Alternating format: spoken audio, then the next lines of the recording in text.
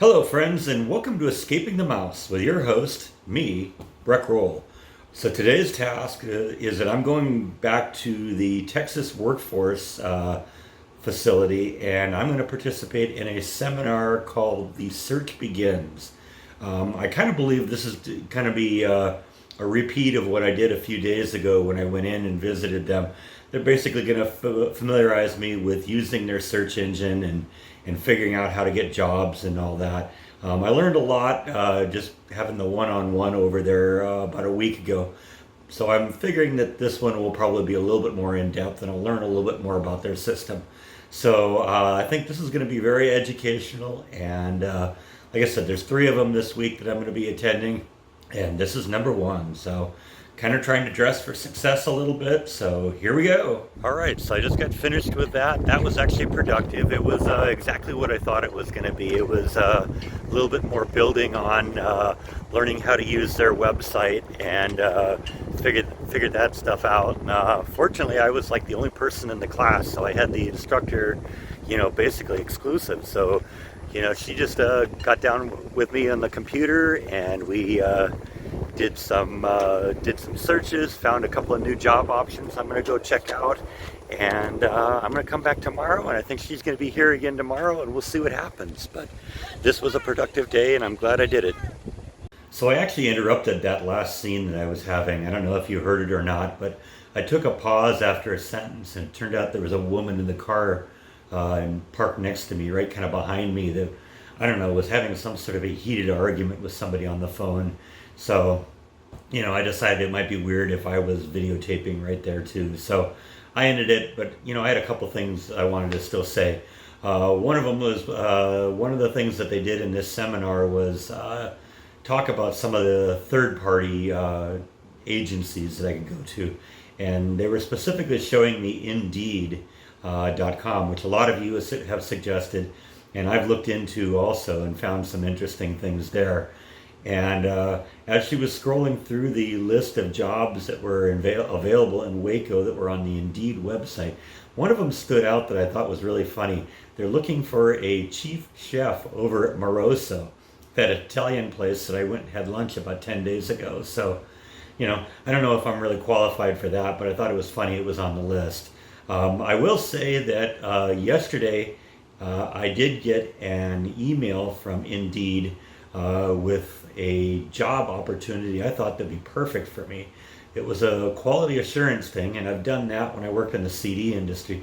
So I'm actually really excited about that, and I want to go look at that and definitely apply to that one. I am looking forward to continuing the seminars. Tomorrow's seminar is on resumes, so I'm going to bring my laptop and all of my versions of my resume, and we'll maybe get some professional look at it and see what they think and see if they have suggestions on how to improve it.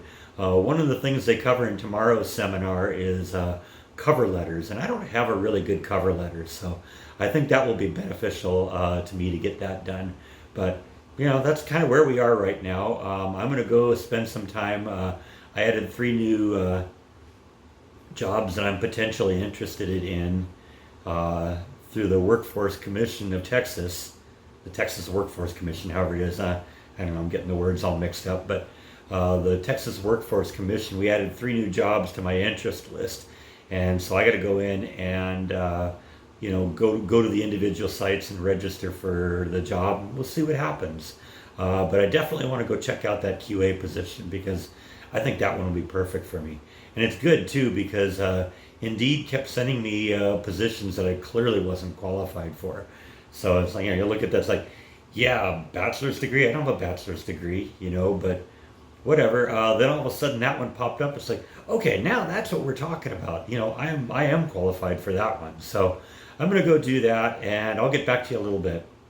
All right, so I've switched into some different clothes just to be a little bit more comfortable, and I've gone online and submitted my application to those 3 new companies that I found at the seminar today. There is, as I mentioned, a QA position that I'm actually really excited about that I want to apply for also. But since I think that, I'm really qualified for that one, and that's probably the best thing I've seen so far, I really want to hold off submitting my application and my resume for that one until I go to the seminar tomorrow because the seminar tomorrow is on resumes and cover letters and stuff like that. And I would really hate to miss a job that I seem to be excited about based on the fact that there was just something stupid on my resume. So I'm going to hold off, I think, on applying to that other job. It's only been on the market for a couple of days, so it should be okay. Hopefully, we don't run out of, they don't find somebody too soon here. But I think if I turn in a resume that's tomorrow that's better than the one I have now, I think that's a preferable choice. So I'm going to do that. So for the rest of the day, I got a little project I want to work on in the bathroom. So let's go look at that. So you may remember this bathroom from a while back when we opened up these light switches and flipped them because, this one was light and this one was a fan, but it was the other way around, and it was inconsistent with the rest of the apartment. So I flipped the switches just so they'd be consistent throughout the apartment. At the time, people mentioned that this towel rack was kind of in the way of the outlet. And while that's not necessarily that's not how it's done moment, I still want to fix this a little bit, not because it's in the way of the outlet, but because I'm kind of a big guy and it's really hard to get into that towel, being as far over to the sink as it is and as low to the ground as it is.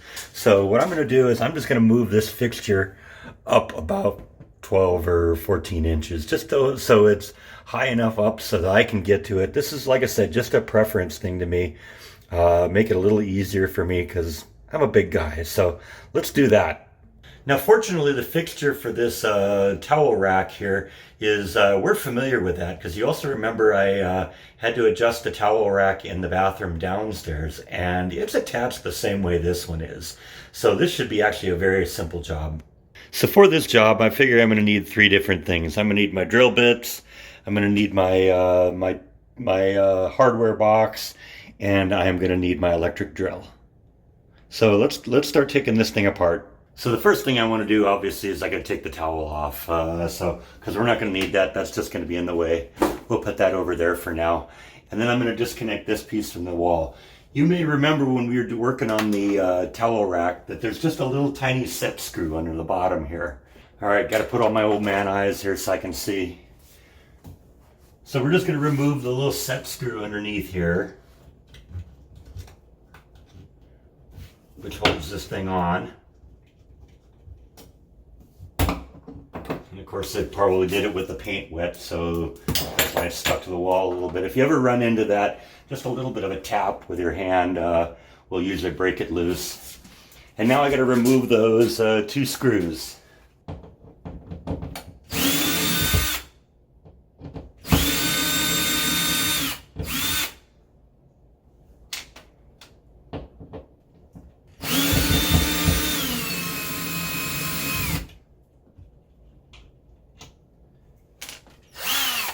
Oh, that was why everything was wobbling. I couldn't figure that out.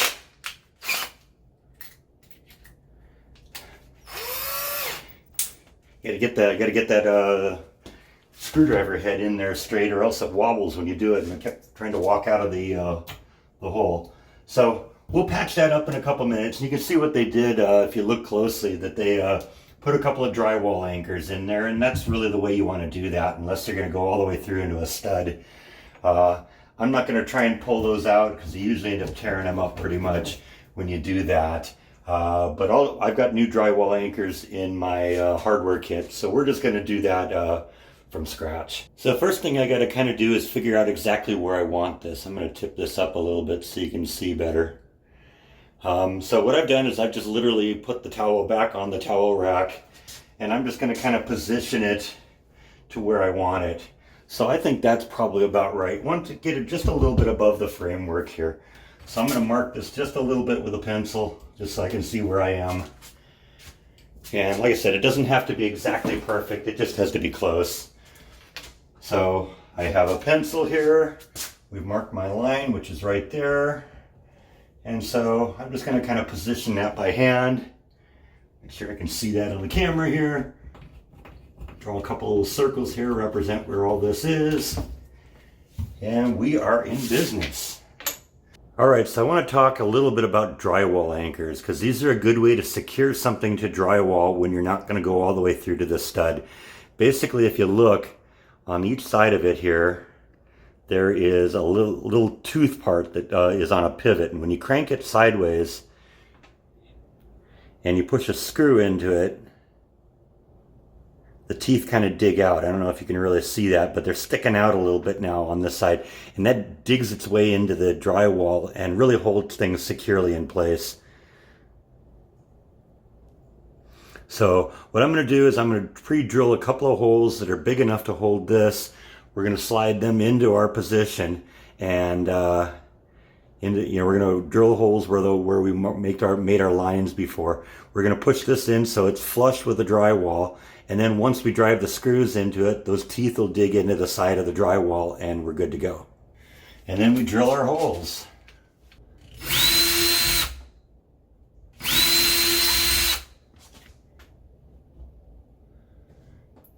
And then we push each of the drywall anchors in.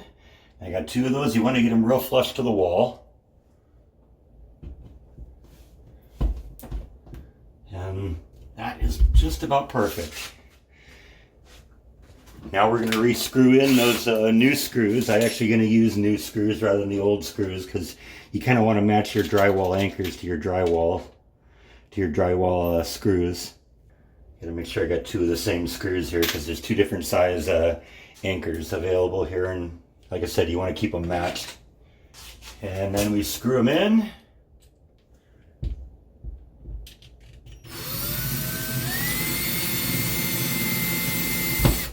So I don't actually tighten the first screw until I have the second one in place. Sometimes if you do that, you end up tightening it into position and everything doesn't line up correctly.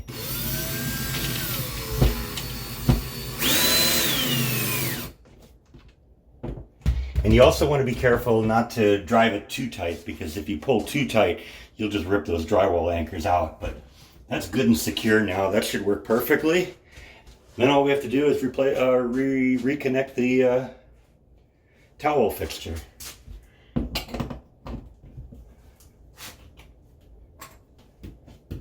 Get that out of the way. Screw in the little screw here. And since this all lined up properly and they didn't do anything really weird with it, that's it. We're good to go.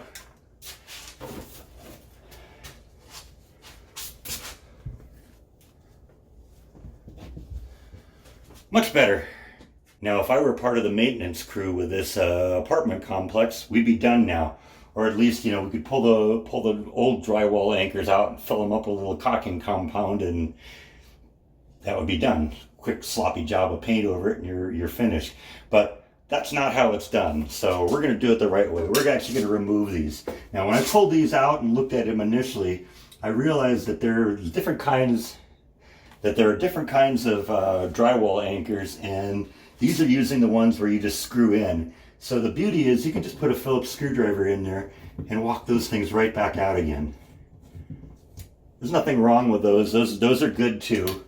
But they tend to make a little bit bigger of a hole.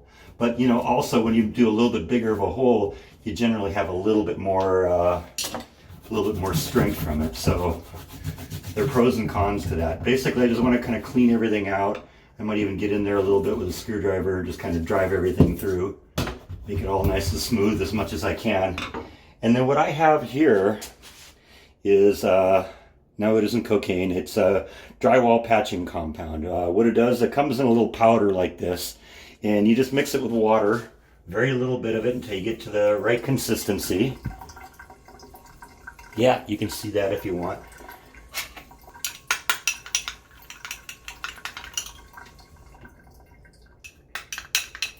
So I got a little bit on the wet side, but I think it'll be okay because we're just going to fill up the hole. And the only problem with it being on a little bit on the wet side is it just takes a little longer to dry. I'd usually like it to be a little bit more firm than that. But like I said, it'll work. Now, normally what I would do is I'd use like a putty knife just to get that nice and smooth. But a putty knife isn't going to work too well in here because of the coarse texture on the wall. So I'm really just going to do this with my fingers. You know, what I'm going to do is just take off a little bit of it, kind of mash it into the hole a little bit, try and push it in, get it in there nice and deep.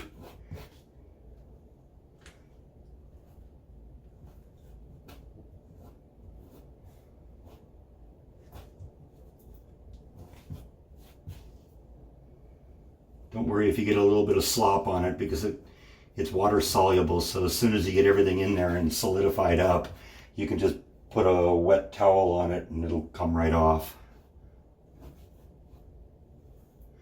Like I said, I want to just fill in the hole really well, have it go deep in there so that somebody doesn't actually bump it or something like that and break out the cap.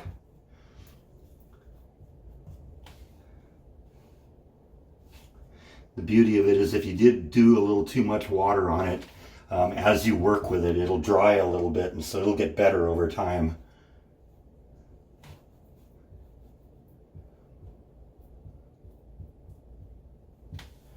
Need a little bit more. Like I said, you want to push it deep into that hole if you can, so you have as much in there as you can. Ideally, it's good to get it all the way through so it's coming out the back, but it's really hard to tell that.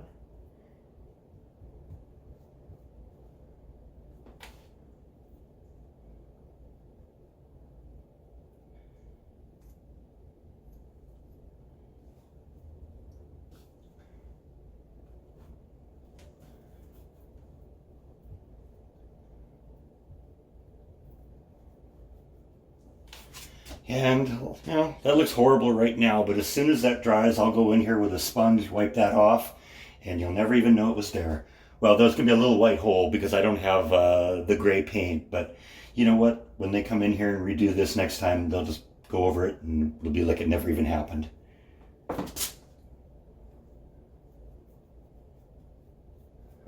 So we're going to let that sit for a little bit, and then we'll come back and check in on it in about 20 or 30 minutes. That's right, I got the goofy hat hanging on the wall now. Anyway, I was telling you a little bit ago about this job that I'm kind of excited about, and I think it'd be perfect for me. It's a QA job, and I've got a lot of QA experience. It's a good small company with a good reputation, and I think maybe that was one of the biggest problems I ran into with Disney, is that Disney is just too big of a company, that it's just too easy to sweep some people under the rug. So, you know, you're more likely, I think, to get noticed in a small company. It's also a great position because it's a swing shift job, and I'm more of a night person anyway, so I'd prefer that over, having to get there at 6 a.m. So I can do that. And it's very close too. It's less than 4 miles from here, so that's really going to be perfect for me. And I really like the area around there, so that might even be a potential location for a future house. So anyway, I burned up about 30 minutes, so let's go take a look at our little patch job in the bathroom, see how that's coming out. All right, so that looks actually pretty good. It's pretty solid in there. Seems pretty flush. So what I'm going to do is just get in here with a damp sponge.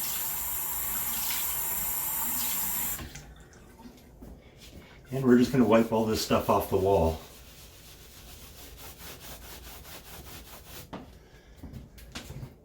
So that looks a lot better. It's still a little bit not flat on the top one. You got to remember sometimes with this drywall patching compound, it shrinks a little bit as it dries. So there's nothing wrong with going over it with another layer just to fill in the little gap that's there.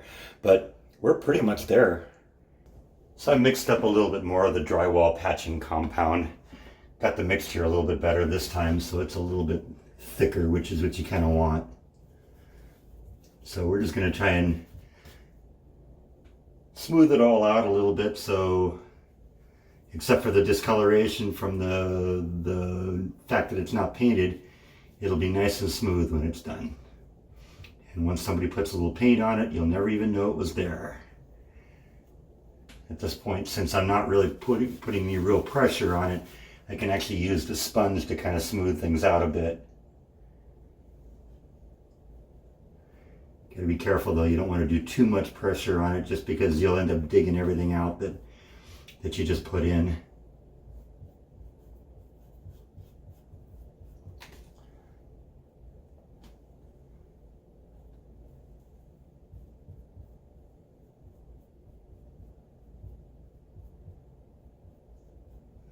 And that's it. Now we'll let that dry for another 30 minutes and it's good to go. So I hope you enjoyed the video today and the seminar I went to today. I'm really looking forward to the seminar tomorrow because that's hopefully going to help me get my resume and cover letter into really pristine shape so that I can go out and pursue this QA job that I'm looking at that looks really, really interesting to me. And I hope you also enjoyed the little bathroom project we did where we raised the towel rack. Like I said, it was a simple project. It took about 5 minutes to do, and now it's at a better position. So thank you as always for watching, and I will see you next time on Escaping the Mouse. Good night.